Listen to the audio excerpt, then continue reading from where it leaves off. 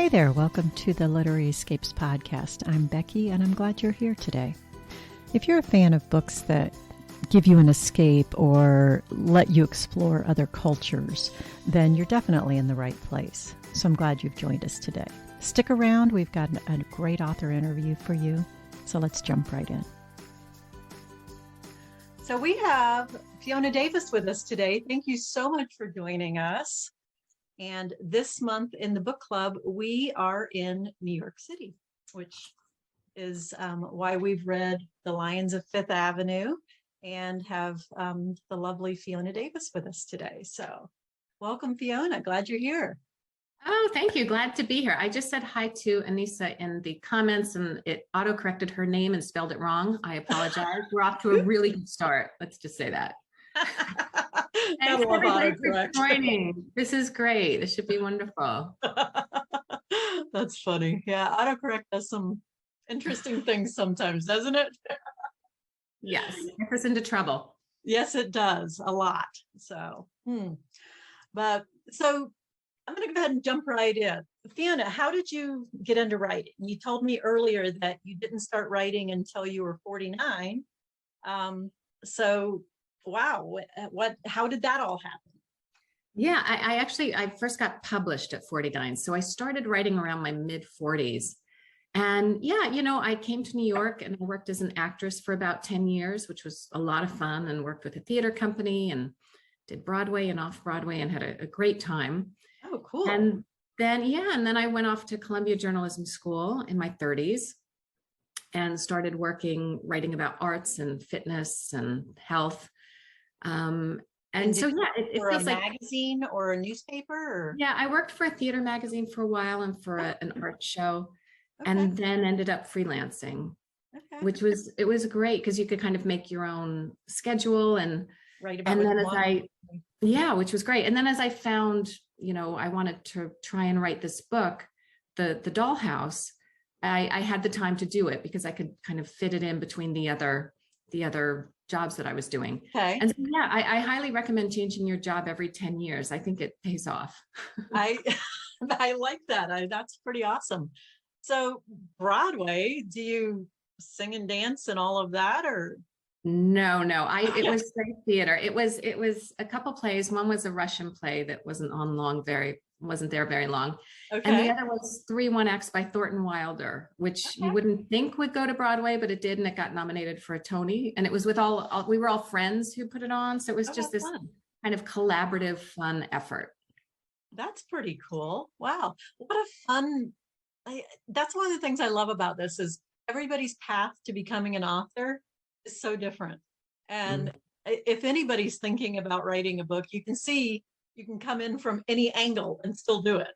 And I love that.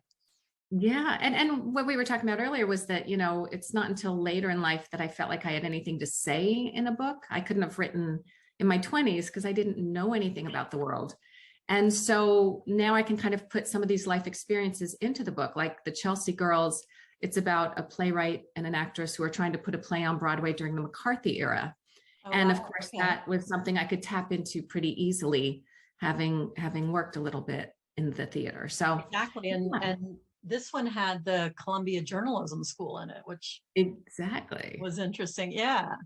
Yeah. And that was fun because, I found this great book on the history of the journalism school, and it talked about how it was only 15% women when it opened. It was amazing that it allowed women, right? Yeah. In the 1910s. Yeah.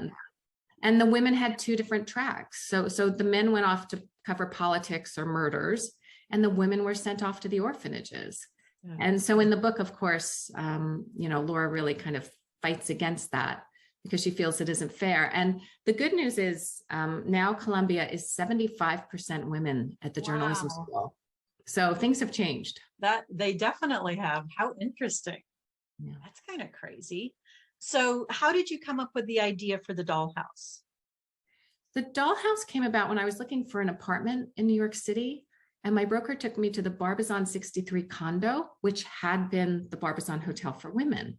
Okay. And I learned it went condo in around 2005. And at that time, there were a dozen of the old-time residents still living there. And they were grandfathered into rent-controlled apartments on the 4th floor while they built these luxury condos all around them. So Yeah. So you had like a guy in the penthouse who paid $17 million. And then you had, the woman on the fourth floor who pays $240 a month, if that. Holy moly. And yeah, and I just thought what an interesting kind of dichotomy and how it shows how the city and the building and the residents have changed over time. Yeah. And I thought it would be a great article, but it just didn't work that way. And I just couldn't shake it.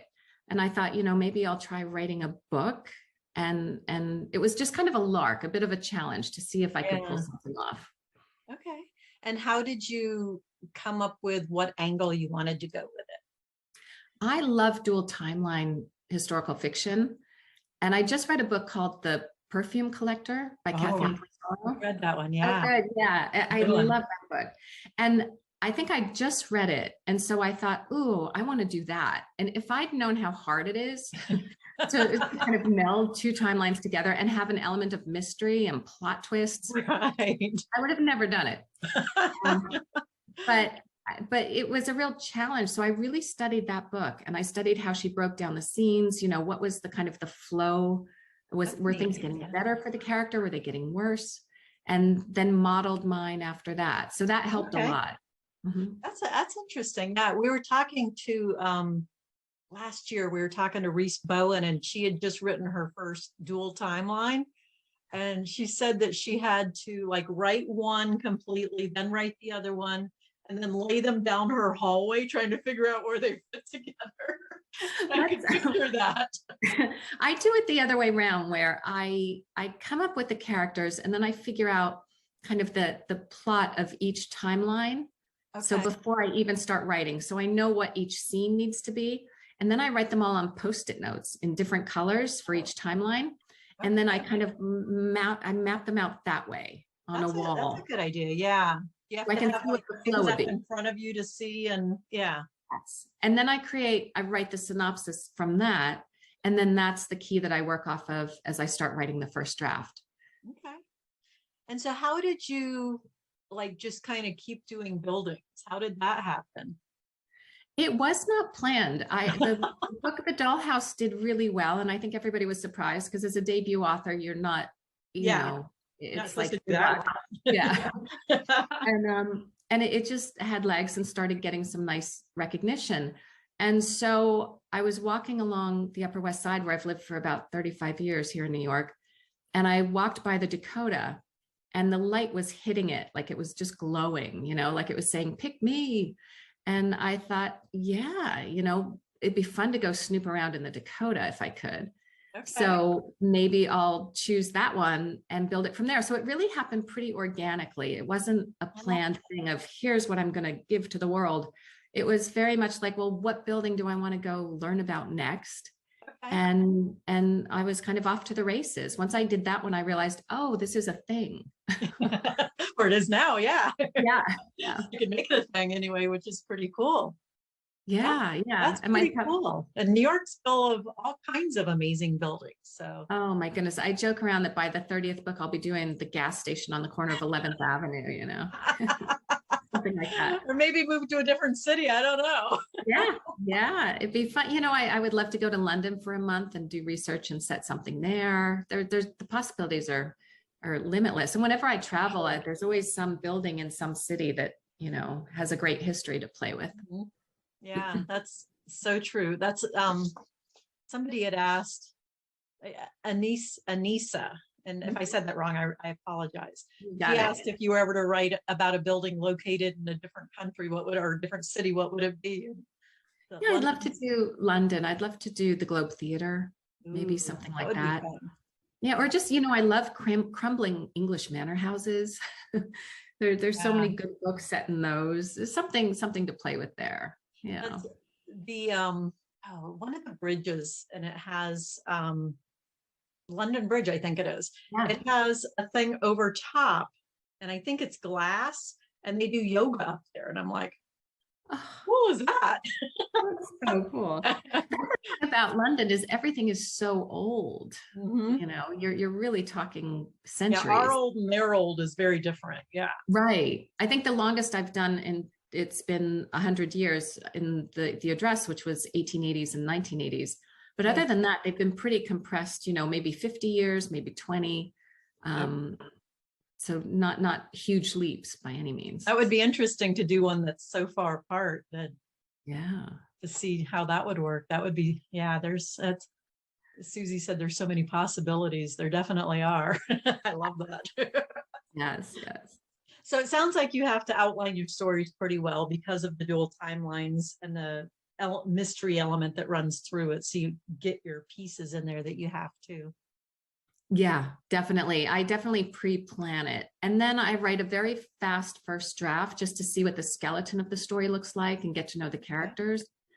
And then I go back and I do about 10 different rounds of edits as I add to each scene, either details about, the room or what they're wearing, and just start on all the fun stuff on top of that. That's a neat idea. Yeah.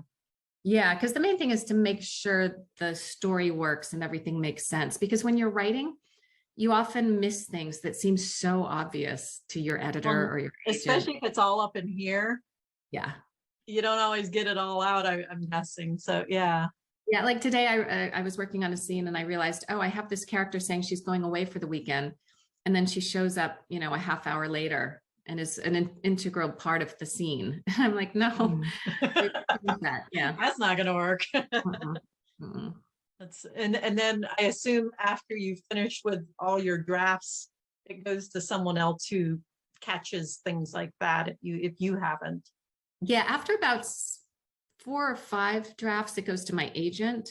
Okay. She gives it a read and gives me comments.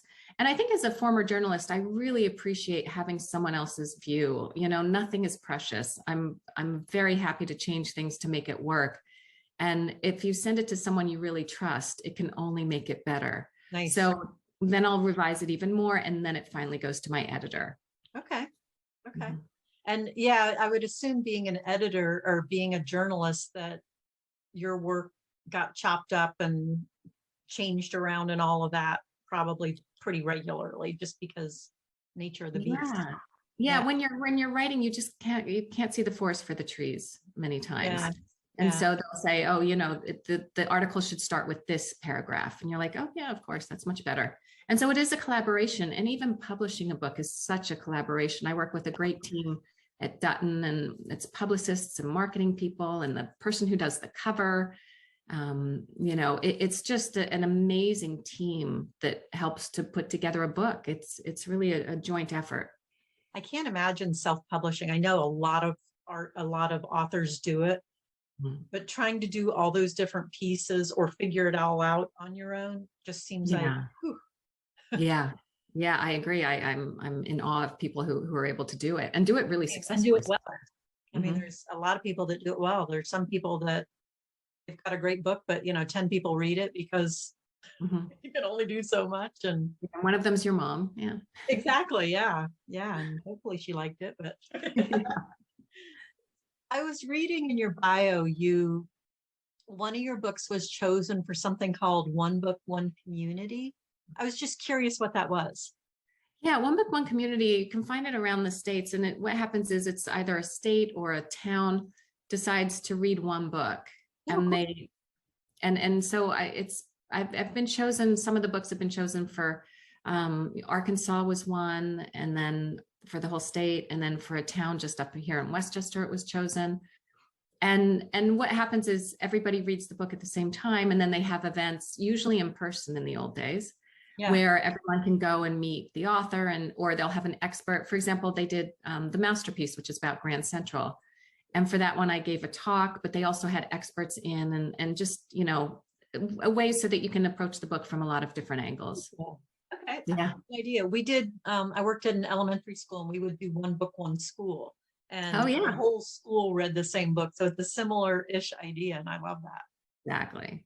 I reading in community, even just a book club, it brings so many different opinions to the story that you might never have thought of. And I love that. Yeah. Patty asked, how did your first book get picked up for publishing? What was that process like for you? Yeah, the world of journalism is completely different from the world of fiction. So I had no leg up there. I didn't know anyone who published books. I had no inside scoop. And so what I started doing is I started going to writers' conferences. Mm. And, if there was a panel of agents, I'd go there and, hear agents speak. And if there was one, I remember on a panel who I thought, oh, she seems great. And so when the book was ready, I reached out to her and said, I've written this manuscript. I heard you speak. This is what you said. And I think just that was enough to get me in the door, where she went ahead and read it and reached out and said, I love your book and let's talk. And so it was just laying that little bit of groundwork so that it showed that I tried, as opposed to kind of cold calling or cold emailing people. Through the phone book, like in the old days. Yeah, yes, exactly. Interesting. Okay. And so you decide on a building. How do you do your research on it and find the stories of the building? Yeah, I do a real deep dive. I have an architectural historian here in New York named Andrew Alpern, and he's in his 80s, and he has a kind of a photographic memory of every street and every building on New York. And so the first thing I do is I take him out to lunch and I say, here's the building I'm thinking. What do you think? And so for Lions of Fifth Avenue, we were talking over lunch, and he said, oh, there was this terrible book theft at Columbia University at their Butler Library. And I know the head librarian who was there when all these rare books were being stolen. It was like $3.8 million of rare books over the course of 3 months. And no one could figure out how the thief was getting in and out. And the way he was getting in and out is the way I describe in the book. Okay. And so I kind of took that theft and transplanted to the New York Public Library and was able to reach out to the librarian and say, can I talk to you? And I interviewed her a couple times about what it was like. What was it like? Were the staff turning on each other? What's your daily life like? What's it like to curate an exhibit? And I think it's getting those really specific details that helps make the book work, because you're not wasting time describing a room. It's really about, the action of the plot. Yeah. So that's kind of how I approach it. Nice. Okay. That's how interesting. And Devin asked, what was the inspiration for the Lions at Fifth Avenue? Yeah, the building, I tend to start first with the building. And I'd done so many author talks where people came up to me after and said, oh, you should do the New York Public Library, that I thought, okay, I'll look into it. I don't know if it will work. And then I found this article in the New York Times from the 50s, and it talked about how the superintendent was retiring after 30 years, and that he had lived in the library in a 7-room apartment with his wife and his 3 kids. It talked about how his daughter was born in the library. Wow. And how the kids would play baseball. Right? I know. And the kids would play baseball using books as bases until they got caught. It talked about how his son raised pigeons on the roof. And the minute I saw that, I'm always looking for the surprises. Yeah. And so to see that a family lived in the New York Public Library made me think, oh, yeah, that I can create a story around that, and that'll be fun. Yeah. Yeah. And I love that there really is an apartment there. Yeah. People have lived in. I mean, I was able living in the New York Public Library is just right. You needed the super there because you had to keep the boiler running and the furnace. Like you needed someone on site. It was like a small city, really. It's such a huge building. And so they really needed someone there. Yeah. And now I was able to get a behind the scenes tour. So now it's offices and storage, but you can still see, what the floor plan was, where the rooms were, and it overlooked an inner courtyard with these huge windows. It was really up kind of a secret stairway. It's lovely. Fun. That's very clever. So your characters, we got some mixed reviews on Laura. Some people liked her, some people didn't. So how did you decide to make Laura who she was? Yeah. Has everyone read the book so we can talk spoilers or no? Okay, good. Because let me just tell you this one. When I was giving this tour of the library and I went up to the apartment, I knew I wanted the theft to be using the dumbwaiter. Oh, right. Right. Because that mimicked the one that happened at Columbia. And the minute I walked into the living room of the apartment, there was this dumbwaiter. It was like, okay, that's what's going to happen. So yeah, so Laura, I think the thing is she's a woman kind of ahead of her time. Mhm. And she wants everything. She wants a career, she wants financial independence, and she wants a family. And you had to choose back then. It was not easy. And she's not really supported by her husband. Right. And so because of that, she ends up making choices that I think today we look back and go, well, that's, a little dubious. But for her, especially in terms of her son, back then, kids when they were 12 or 13 were pretty much grown up. You didn't have that helicopter parenting that you have today. And so, they were out doing things. And so in a way, Harry running off and becoming very independent wasn't that surprising. And, I felt like she stuck around for about 4 years trying to connect, and then had this opportunity in London and decided to take it. But it's a tricky thing because a lot of what my characters decide, especially in the older time periods, are questionable today, and rightly so. Well, and her choice to cheat on her husband was also right. kind of curious. And yeah, and I'd read about the Heterodoxy Club, which actually existed. It was a club downtown and was around for about 30 years. In fact, there's a nonfiction book being published on it very soon, which it's fun to see. Yeah. Yeah, it's coming out in the summer, I think. And I just hadn't heard of it. I was so surprised at this all-female club. And so I knew I wanted to get Laura down there. And then, in my books, because you're dealing with historical fiction, it tends to be not very diverse. You kind of have to reflect the time where people weren't intermingling the way they are now. But what I learned about Greenwich Village in the 1910s was just how forward it was. You could be who you were, you could hold hands, you could walk down the street, and it really embraced all kinds of people. And I thought, it'd be fun to kind of bring that up and show people who are, back then we're doing something different. And so The Doctor is based on a woman named S. Josephine Baker, who was a very famous kind of urban doctor who made huge strides here in New York City in terms of saving children who otherwise would have died.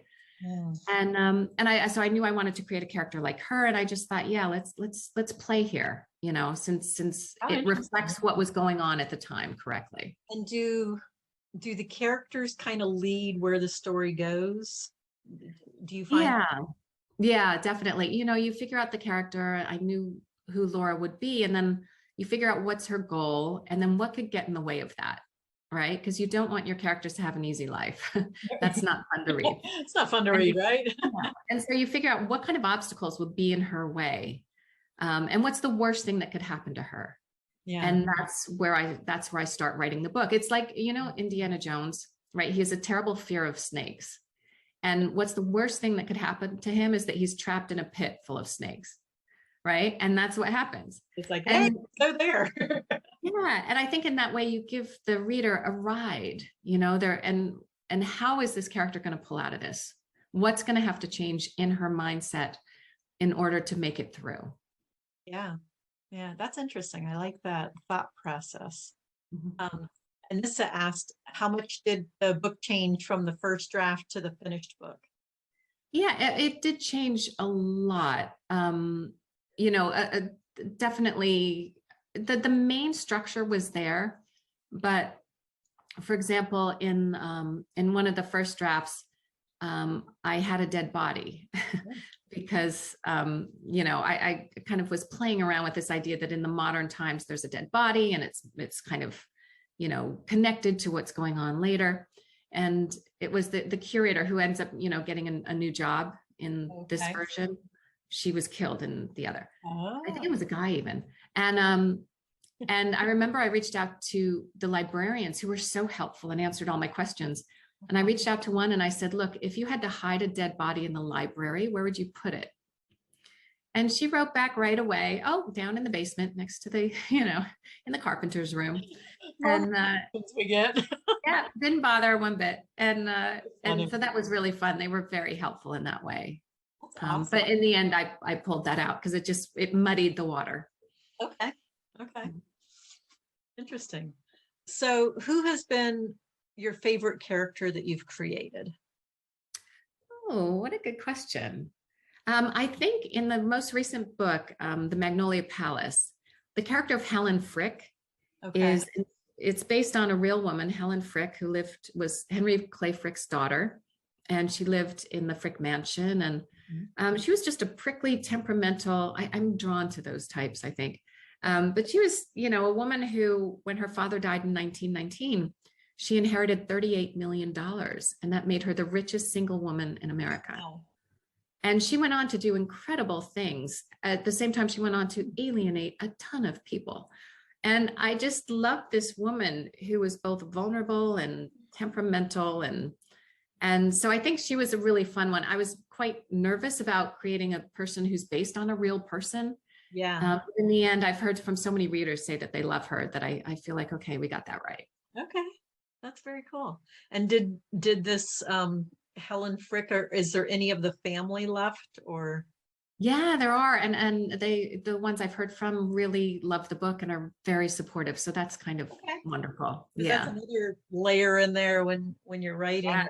Yeah. And the Frick collection, it's the museum now, that the house is now a museum, and they've been so wonderful. We've been doing a bunch of collaborative things together, and it's been really fun working with the staff there. That's really cool. I think I saw on social media that you were at a talk or something there. Yeah, we did a video of me and one of the curators. Yeah. And we talked about the paintings in the book for about a half hour, and they're going to condense that down to like a 6 or 7 minute piece, and it'll be on social media soon. Okay. And it's brilliant. So it was quite something. Fun to be part of something like that. How interesting. Yeah. So who's been the most challenging character to write? Ooh. Let me think about that. I have to look at the books and see. Probably Clara in The Masterpiece, which is the one set at Grand Central. Okay.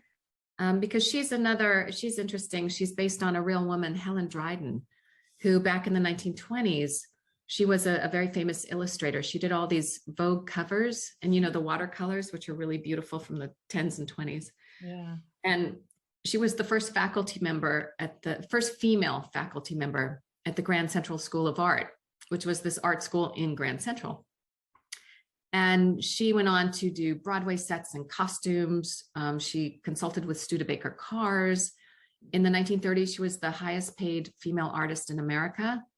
And then she goes missing, and she turns up in the 50s in a kind of a welfare home.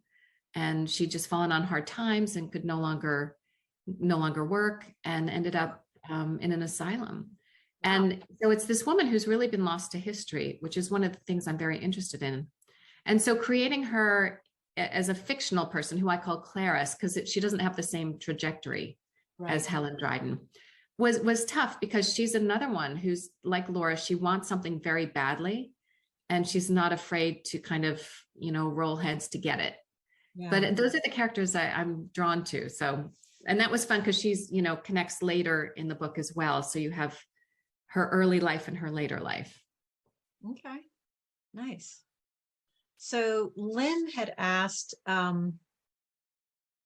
what buildings in New York are on your radar for maybe future books. Yeah, so there's a couple of things going on. In the summer, I'll be publishing a short story through Amazon that's part of a historical fiction anthology, and that one's set at Carnegie Hall. And so I'm excited for that to come out. And then the next book is set at Radio City Music Hall. Ooh. So that's fun. And that's from the point of view of a Rockette in the 1950s. I've been talking to all these Rockettes who are in their 80s now to find out what life was like. And, it was like a city. It really was. There was a dormitory and a medical station and a lounge and a cafeteria. And these women really lived there because they did 4 shows a day for 3 weeks straight. And so that's really fun. I've been writing that, and we're well into the weeds of it. How fun. So have you learned how to become a Rockette? Oh, I wouldn't stand a chance. I have the flexibility of an 80-year-old, so there's just no way. But what they do is incredible because it's so precise. You know, it really is a Yeah. machine. It's Um, amazing to watch them. I agree. Yeah. yeah. Yeah. Absolute respect for what they do. Yeah, definitely. Um, okay, yeah. Alina had asked, considering that you always have landmark buildings, does your story start based on the building or the protagonist? And it sounds like the building. Yeah, yeah. Almost all of them started with the building except for the Chelsea girls. And that was because I met this woman in her late 90s who had been an actress in New York during the 50s, during the McCarthy era. And she talked about what it was like in New York theater when all that was going on. And, you know, she just was so outspoken and angry still and had so much passion about it that's what led me down that road. And then I chose the Chelsea Hotel to kind of match with the storyline. Okay. Mhm. Okay. Dolores asked, will there eventually be a Fiona Davis? Whoops, it just went up. Hang on. A Fiona Davis landmark tour in New York City. Oh, that's so funny. You know what's so funny is there's a Boston book club, and they're known as Club Red, which stands for Read, Eat, Drink. And they come down every year and they tour, you know, whatever things are in whatever book I'm writing. So they're coming down next Saturday. Oh, how fun. 2 Saturdays. And yeah, they're going to do a tour of the Frick, and then we're going to meet for lunch at Sardi's. It's a blast. So yeah, That's a good idea. I love you that. know, it seems to be bubbling along. So we'll see what happens. Well, we should have packed up and come up there. Yeah, there we go. We'll have to keep that in mind. Yes. And Patty asked, how do you meet all these cool people that are in their 80s and 90s? You know, it's putting out feelers. So with the Rockette, which was wonderful, was she reached out to me through my website and she Oh. said, look, I'm in my 80s. I was a former Rockette. And if you want to know the secrets of Radio City, you should call me.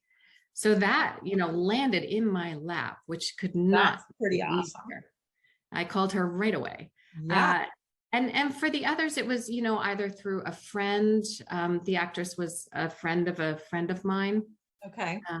And so it was just, you know, I've been here for long enough that I have contacts with people, you know, and the thing is, people love to talk. They want to share their stories. So Yeah. it's great to reach out. Yeah, I think as a journalist, I learned that, you know, you shouldn't be afraid of asking someone questions because most people are really happy to share their stories with you.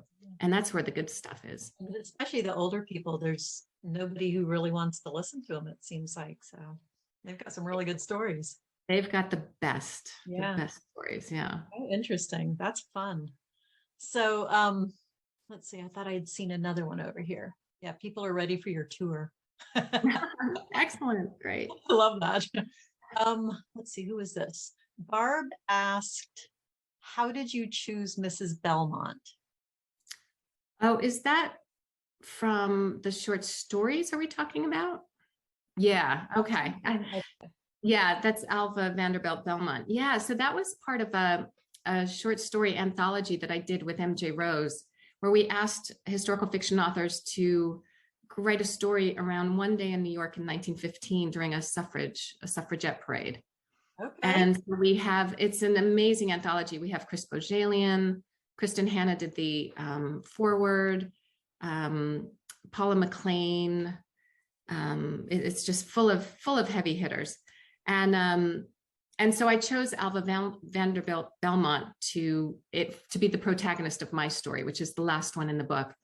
And I chose her because she was really active in the suffrage movement. She really felt strongly about it and gave lots of money and organized. At the same time, when they had the parades in the beginning, she wouldn't go in them. She thought it was terrible. It was too much like being a streetwalker. She would not step foot. Wow. She would have her chauffeur drive her along the route, but she wouldn't walk. And then, so my story is about, you know, what was the day that she changed her mind? Okay. What made her want to be out there physically and part of the group? And tell me the name of that book again. It's called Stories from Suffragette City. Okay. Okay. And it just came out in paperback. So nice. Okay. That sounds really interesting. Yeah. So what are you working on right now? I am working on that Radio City book. Okay. It's staring at me over there. I'm kind of in the third round of edits and Okay. kind of getting it into shape. And there's just a lot of travel this month for book talks and things. So I'm trying to fit it in between Between. those. Yeah, which is great. It's a wonderful problem to have. Yeah, exactly. Good problem to have. How long does it take you to do to get it to a point where I guess it's ready for your agent? It usually takes about 6 to 7 months, I'd say. The Okay. total thing takes about a year and a half Okay. to researching to turning it in and getting a final approval from the publisher. And do you do like one book at a time or? Oh yeah. Yeah, I cannot multitask. That would be a disaster. I'd have the Yeah. wrong character in the wrong timeline. Yeah, I can barely keep track of two. So yeah. I marvel at the authors that have like 4 books that come out during the year, and they're always, Oh, I know. there's always a piece of one of them going on. And Yeah. Marie Benedict's been doing that, and she writes wonderful books where she's co-writing with someone else and writing her own and doing short yeah, stories. I'm in awe. emailed Yeah. her today. I'm hoping to Good. get her in here. So Right. She's lovely. it would be fun to chat with her. That would be so interesting. So the Rockettes are next. Do you have a idea on what's after that, or not really? No, I try not to think ahead. I just take it one book at a time. And usually as I'm wrapping up one book, the next one starts to fall into my lap, or I start getting an idea and starting to play with that. So far it's worked out where I haven't had to discard anything. That's really neat. I like that. It's so interesting because some authors have like this whole list of ideas that they keep and draw from, and others don't, and they, it doesn't seem to matter which way you go, which I think that's so interesting. You get what you need when you need it. Yes. Yeah. Yeah, it kind of works out that way. And it helps being right in the city, I think, because there's so much going on around me and I'm Yeah. constantly looking up. Mm-hmm. Yeah. Yeah.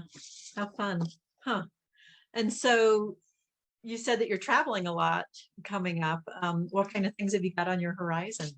Yeah, I head off tomorrow to Tucson for the Tucson Festival of Books, which is a great festival. They get about 100,000 people. And I'm on a panel with Nina de Gramont, who wrote The Christie Affair, and Beatrice Williams, who is, of course, has written everything and is amazing.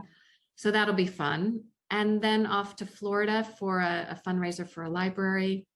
And then later to Ohio and Pennsylvania. So nice. Some good stuff. That's fun that we can get out and about again. I love that. So very nice. How do you organize your days to make space for writing regularly? I think when you have the book just came out January 25th, Magnolia Palace. Okay. And the demand for that has been beyond anything of, it's been slowly growing, and now it's a little crazy. And so I'm doing a lot of events this month and then taking some time off next month to really get back into the writing. You just have to compartmentalize, I guess. Yeah. I'm kind of new to this problem, so trying to figure it out. Yeah. That's interesting. Because for the past 2 years, even if your books were popular, you couldn't go anywhere. So yeah, right. Zoom made it so much easier to stay home and write, but I have to say it's so nice to see people in real life these days, and to, hear people laugh and interact with people directly. It's been great. So I'm taking full advantage of it. Yeah, I agree. It's so nice to be able to get out and be with people again, especially book people. Those are the favorite. Those are the best. Alina had asked, I'm guessing that as a writer that you're also a reader. And so what is it you're reading right now? I am reading Jane Green's new book, which comes out soon, Sister Stardust. And it's a 1960s groovy London hippies set. It's a little different. Okay. And it's great. Yeah, that comes out, I think, sometime in June. Okay. And it got an early copy. So that's where I'm reading now. That's fun. Yeah, it's fun getting early copies of books. And but then I always forget, oh, because you can't talk about it with people because nobody else has read it. Right. So Yeah. that's always kind of funny. This is from Martha. What was your favorite book that you've written? Ooh, it's hard to tell. I loved writing the Magnolia Palace. I think whatever the latest one was is the one Yeah.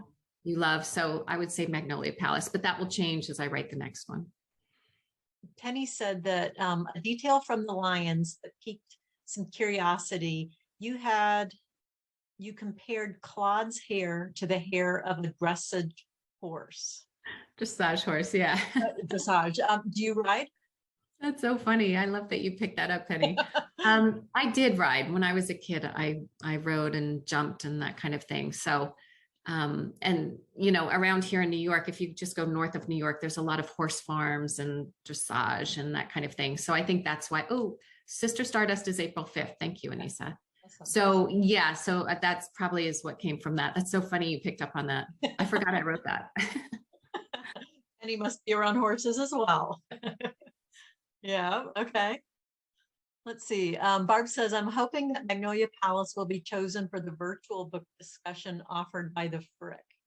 Ooh, that would be great. Yeah, fingers Yeah. crossed. Yeah. That would be fun. Very Mhm. cool. Very nice.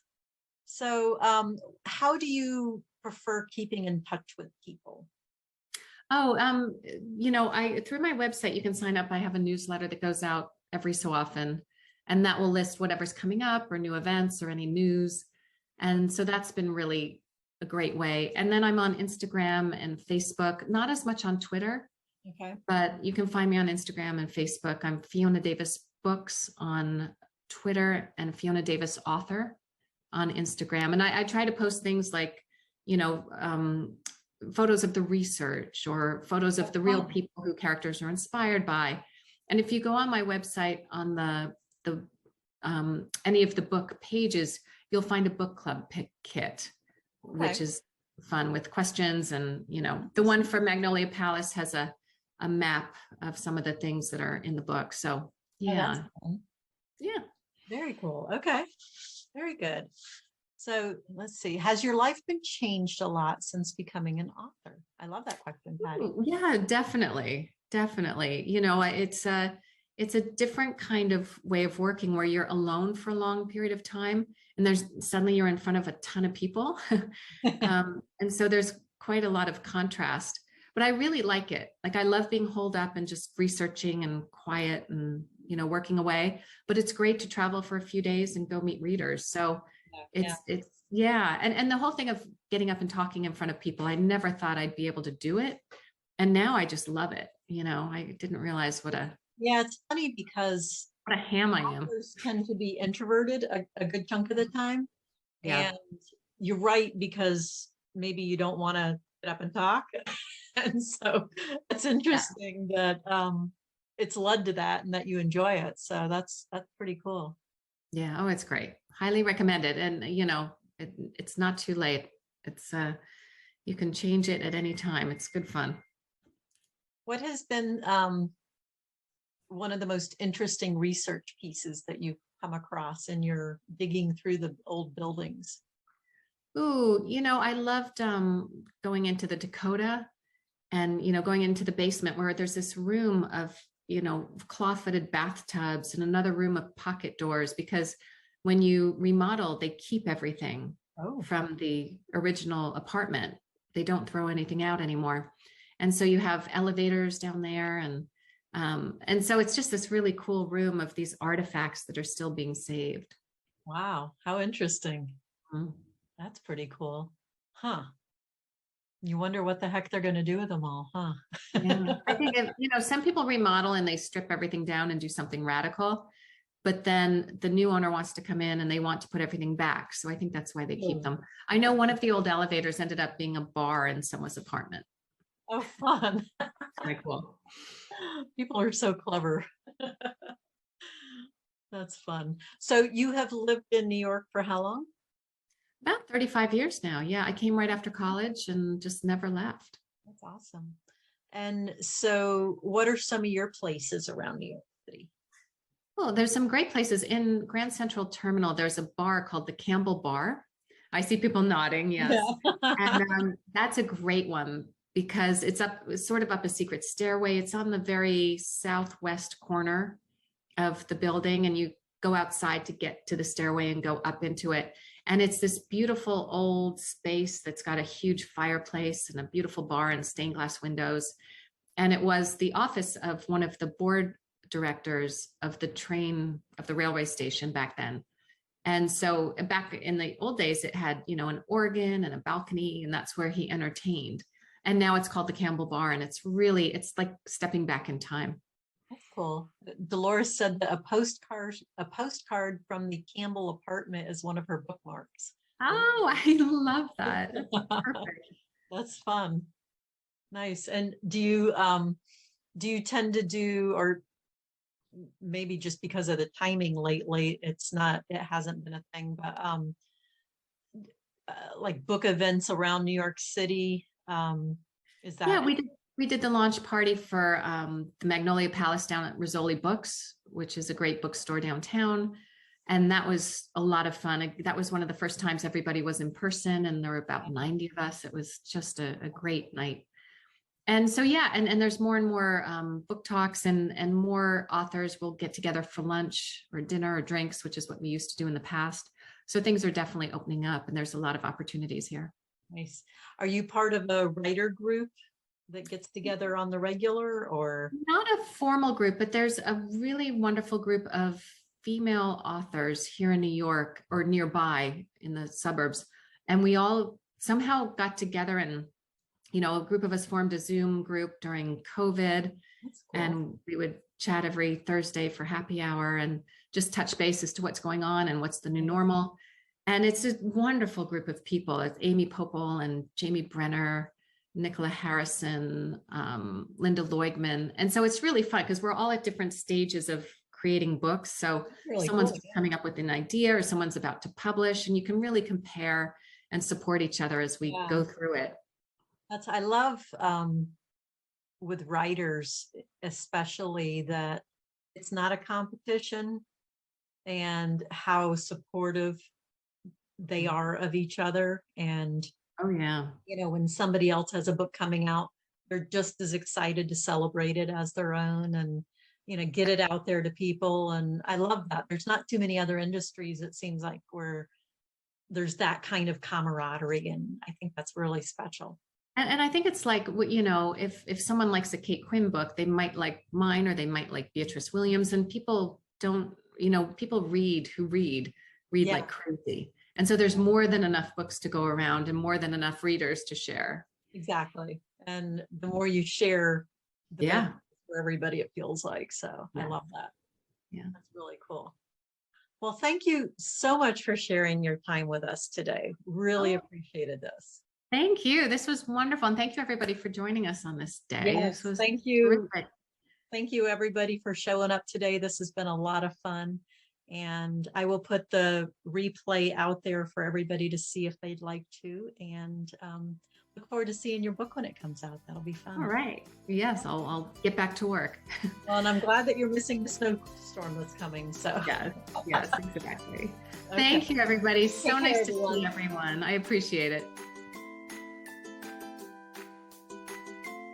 Thanks for joining me today on the Literary Escape podcast. If you enjoy hearing the behind the book story, then join me in the Literary Escape Society. We are a community of travelers who love books, or maybe book lovers who love to travel.